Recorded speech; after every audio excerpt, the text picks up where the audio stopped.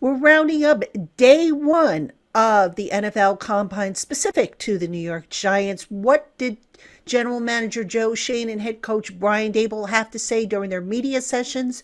We're going to tell you, and we're going to break it all down coming up next on the Locked on Giants podcast. You are Locked on Giants, your daily New York Giants podcast. Part of the Locked On Podcast Network, your team every day.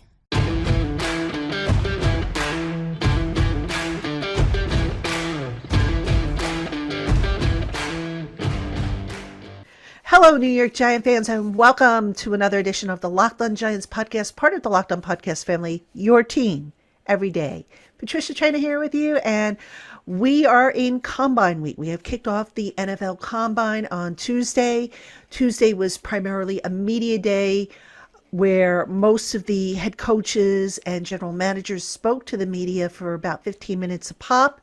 And the Giants, Brian Daboll, head coach, and Joe Schoen, general manager, both took a turn at the podium number 5.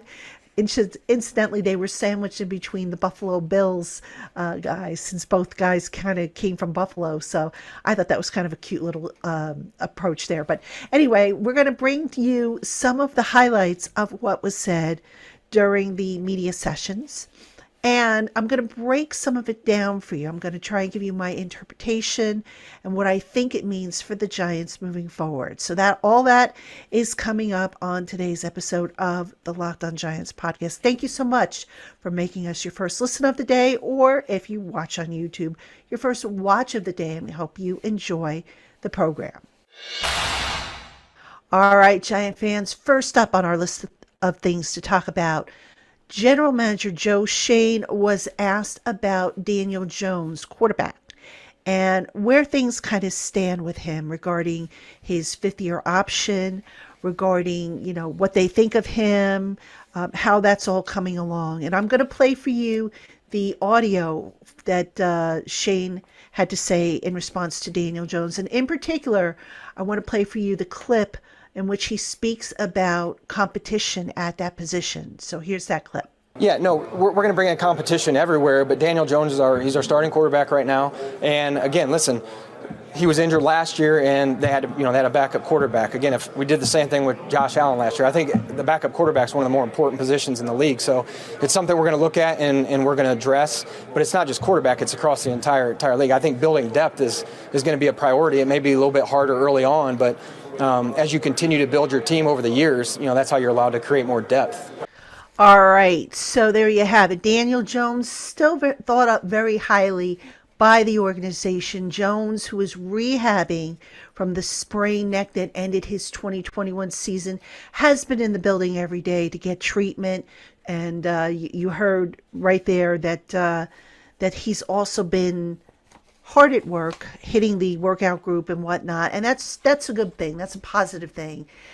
Schoen also spoke about not wanting to compare Daniel Jones to Josh Allen, which I think is a smart thing. But I want to speak specifically about his quote regarding competition. Now, I'll admit, when I first heard the quote, when I first heard it, and then when I read it on the transcript, the line about Daniel Jones is our starting quarterback right now, I thought to myself, there we go. There's the qualifier, the right now, as in at this particular moment. And the more I thought about it, and then when I go back and I play the tape over and over to just kind of hear the tone and the inflection and whatnot, I don't think that Jones is in jeopardy of losing his starting job. I think when they talk about right now, they're talking about for the time being, for 2022. Now, that does not mean that things can't change, because as you heard in that clip, Schoen is planning to bring in competition across the board, not just at the backup quarterback spot, but across the board. And you know what, folks? I wouldn't expect anything differently, given that this team was 4-13 last year. But I want to talk in particular about the quarterback spot. And by the way, I'm not so sure it's going to be Mitchell Trubisky. I know a lot of people think that Shane's going to go and make a beeline for Mitchell Trubisky. I don't think that's going to happen. I think the Giants are going to maybe look to go a little bit more economical, if you know what I mean, but not to the point where they end up with another Mike Glennon situation. But let's talk about this whole concept with competition and what exactly the Giants are getting at. So we all know what happened with Mike Glennon last year, how that was just a disaster. The Giants cut some corners. Daniel Jones got hurt. The quarterback play went down the toilet, and the team and the offense, which was already in the toilet, followed suit. So by bringing in a solid backup, and Shane himself said that the backup position is an important one. All right, it is probably the most important position on the team amongst the non-starters, because obviously if your starter goes down, you want to have a solid backup in there. So I have been screaming now for I don't know how long that Daniel Jones should not be handed the starting job in 2022. All right, now chances are he's going to get it. I'd be stunned if he doesn't. I know John Mara says he anticipates he'll be the starter. Joe Schoen, Brian Dable, they've both spoken highly of Daniel Jones. But under no circumstances, in my opinion at any rate, should anybody from that offense, other than maybe Andrew Thomas, who I think proved his mettle, but no one on that offense should be handed a starting job. I don't care who he is. All right. Again, Andrew Thomas would be maybe my exception. All right. That includes Daniel Jones, who, as I have pointed out before, last year was his second year in the same offensive system. And we saw a lot of the same issues in year 2 of that system that we did in year 1. And that to me was a concern. So you kind of get the impression that, the Giants are trying to build around Daniel Jones. They're trying to build up a system that he can function in and excel in. And that's all well and good. But you also want to have a solid backup quarterback in there. Now, the question is where is that backup quarterback going to come from? Is it going to be the draft? Is it going to be free agency? Well, initially I thought, okay, there's no way they're going to waste a draft pick on a quarterback. But then I got to thinking, what did Joe Schoen, when he was with Buffalo and Brandon Beane, do in 2020? All right, they had Josh Allen. What did they do in the 5th round of that draft? That's right, folks. They drafted Jake Fromm, who, by the way, is now with the Giants. So you can't rule out the Giants drafting a quarterback. And just because they do draft a quarterback, that's not somebody they're drafting to start. It could be a developmental project, maybe someone that they look to trade down the line if they develop the guy. It could just serve as a solid backup. But, it's interesting because if they do go that route, I still say they need to go and add a veteran, because no offense to the rookies that are in this class, but if you're drafting a quarterback in round, say 4, 5, 6, chances are that guy's not going to be able to come in and not have a drop off if the starter goes down. So I fully believe the Giants will go hit free agency and they will bring in a backup that has experience. And again, I've mentioned Marcus Mariota as somebody I wouldn't mind the Giants kicking the tires on, assuming, of course, he's affordable. But I think after hearing this, you can't rule out the possibility of the Giants maybe picking up a quarterback later in the draft, maybe on, I don't know, early day 3 or something like that, or maybe even an undrafted free agent, who knows. But I think the Giants are going to bring in some more depth, and good for them, because again, you cannot go into the season, especially after Daniel Jones has proven that he's an injury risk that's just, kind of waiting to happen. You can't go in without a solid backup plan. And right now, the Giants don't have one. They didn't really have one last year, and they need to address that with their resources. All right, coming up next, folks, we're going to talk Saquon Barkley, so stick around. All right, Giant fans, we have more coming up on today's Locked On Giants podcast. But first, BetOnline is the number one spot for all your sports betting needs. BetOnline.net is also the best spot for all your sports scores, podcasts, and news, whether it's basketball, hockey, boxing, UFC, or your favorite Vegas games. Head on over to their website today. Again, that's betonline.net, and learn more about the trends and all the action. BetOnline, where the game starts. All right, Giant fans, welcome back to the Locked On Giants podcast, part of the Locked On Podcast family, your team every day. I am Patricia Traina, and we are recapping day one of the NFL Combine Media Day, a day in which most of the general managers and head coaches met with the media to talk about their teams, the state of their teams, each session, roughly 15 minutes.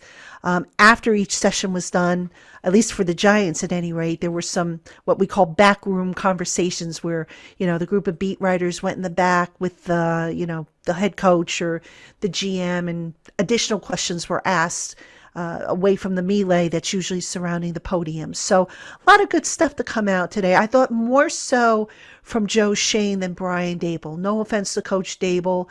He's not a boring guy by any stretch of the imagination, but right now you can tell he's kind of locked in and focused on the task at hand. I thought Joe Schoen was a little bit more forthcoming and offered a little bit more in terms of, what the organization might be thinking.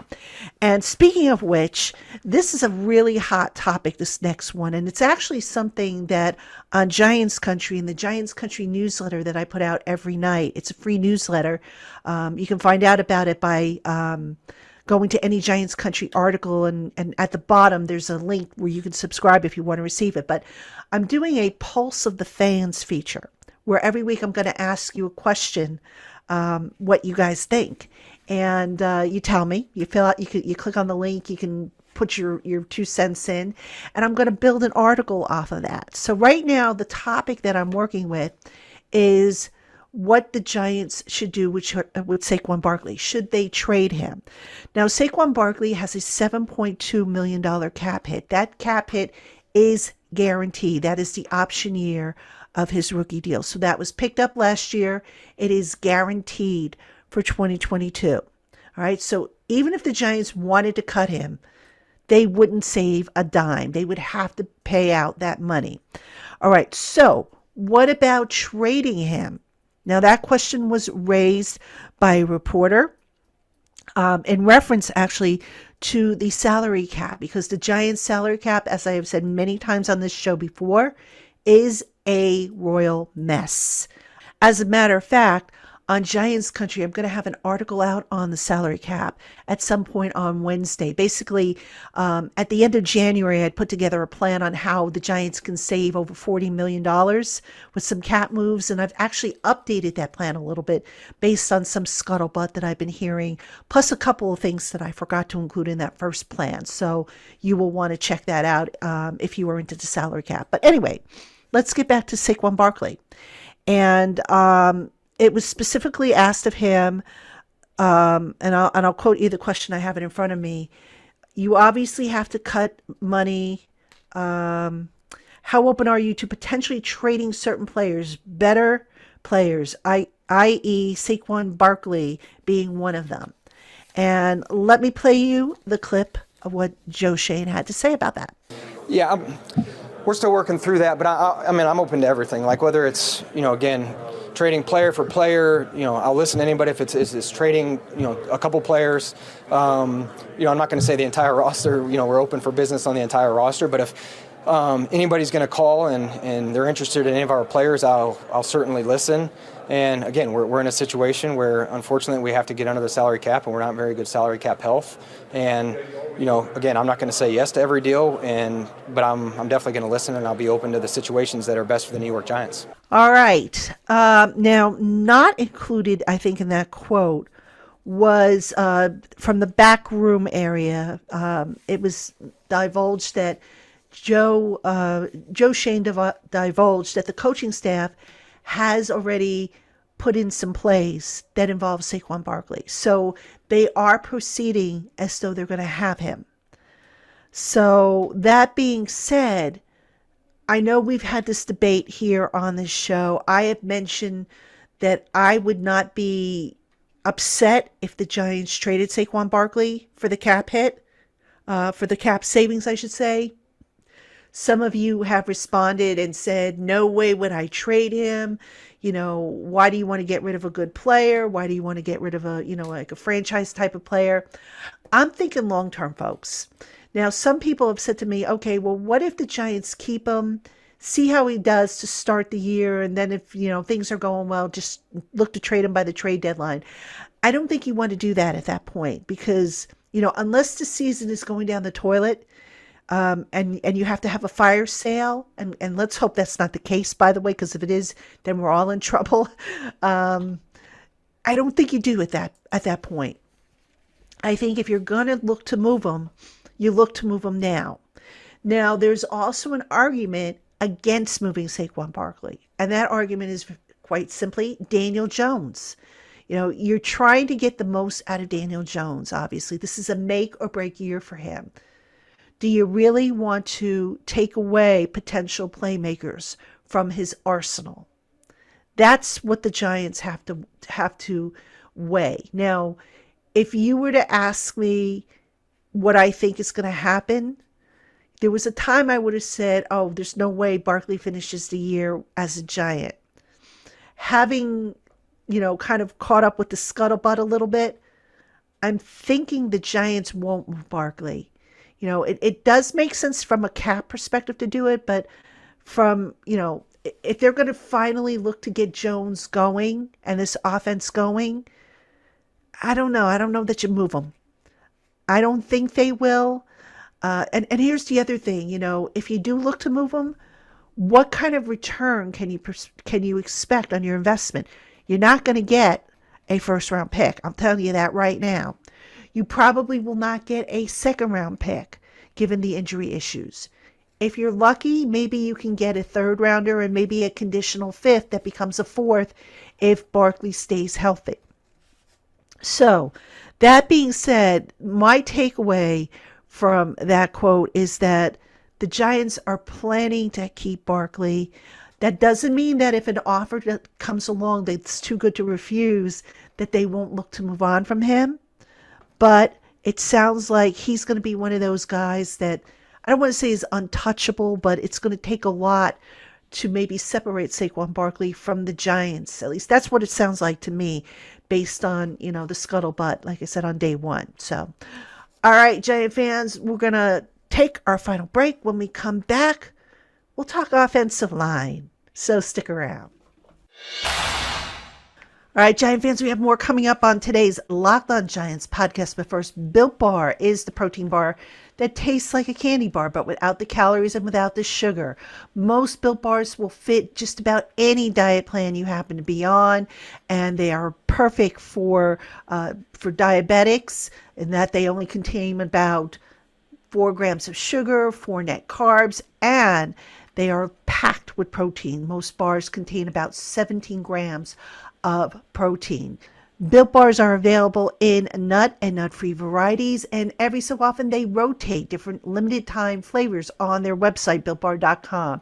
So head on over to their site today, BuiltBar.com. Use our special promo code LOCKED15 and save 15% off your first order only at BuiltBar.com. Again, that code is LOCKED15. All right, Giant fans, welcome back to the Locked On Giants podcast, segment 3. I am Patricia Traina, and we are recapping what was a pretty busy day, an information-filled day at the Combine, day 1 of the Combine, pretty much media day. Most of the NFL head coaches and GMs took to the podium for about 15 minutes, including Giants head coach Brian Daboll and general manager Joe Schoen. And really, Joe Schoen, I thought, his media session was a little bit more insightful.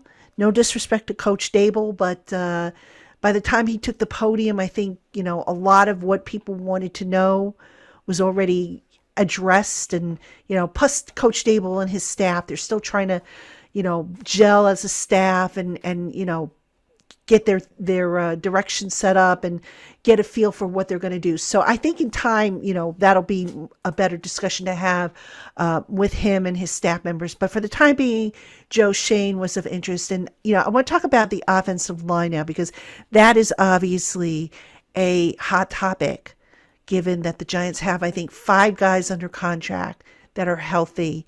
And they're going to need offensive linemen. I think we can all agree upon that. There's no hiding that. So I'm going to play this next clip for you from Dable about the offensive line and what he looks for when he's scouting offensive linemen. Yeah, it's a unique position. I think some of it's the makeup of the guys. I think if you talk about a unit in terms of 5 offensive linemen, they all got to be working together and in sync. So, I look at the type of guys, we talk about smart, tough, and dependable. We've talked about that in our press conferences. I think you start there, and then, you move to the talent aspect. Do they have athleticism? Do they have strength? Do they have power? What type of run scheme are we going to be in? What are we going to ask them to do? But, I think it's, an intangible position just as well as a physical position. All right. So, pretty much nothing new there. But I think what I'm particularly interested to see with regards to the Giants' offensive line situation is how they go back and rebuild that unit. I am of the opinion that the Giants will mix in veterans with rookies. Now, here's what's kind of interesting here. You listen to most of the draft analysts, and they will tell you that this is a deep offensive line class, which, it appears to be. Based on the work that I've been doing on it, does appear to be a deep class. And there are 2 guys that maybe you can make a case for taking in the top 10 at offensive line.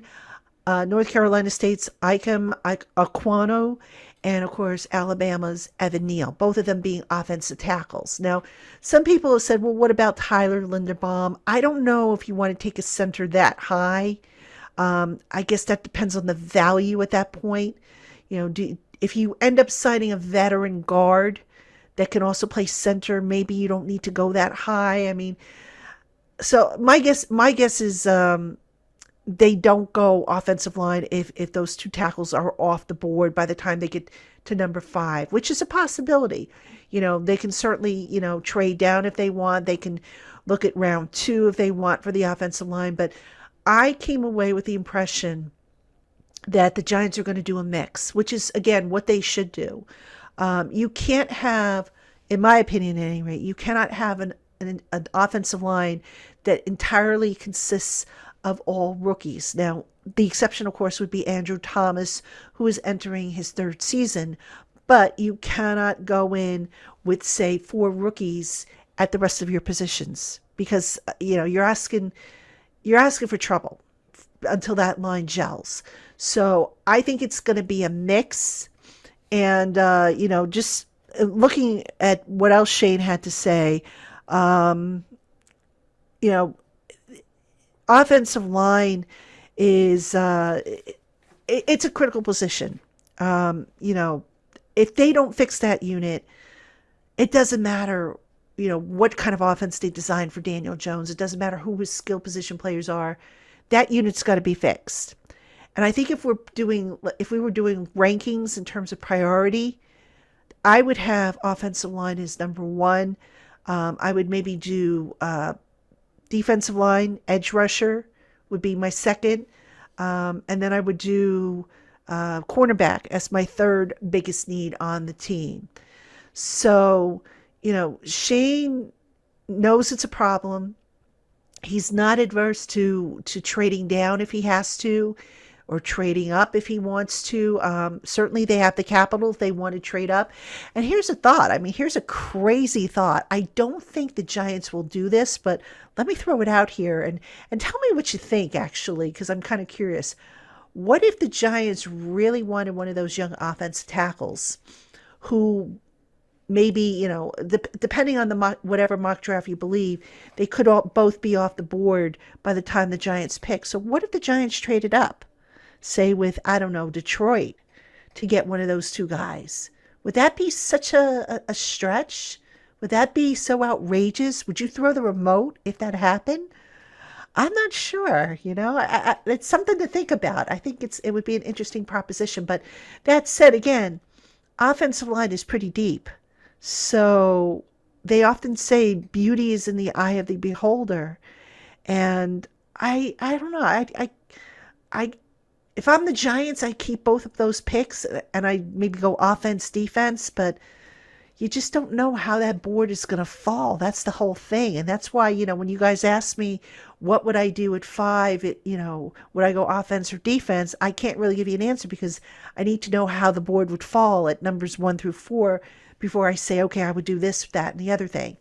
So, the offensive line, here's something else I'm going to mention because, I hadn't mentioned this when I did my salary cap show. And I am going to mention it in my article that's coming out on Giants Country, and it's related to offensive line. So a lot of people are thinking Nick Gates will be back. He'll be fine.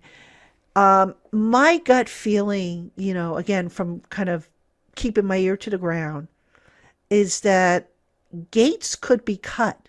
All right. If Gates can't pass a physical, and I got to believe at this point he can't, and I'm basing that off of, here's my disclaimer.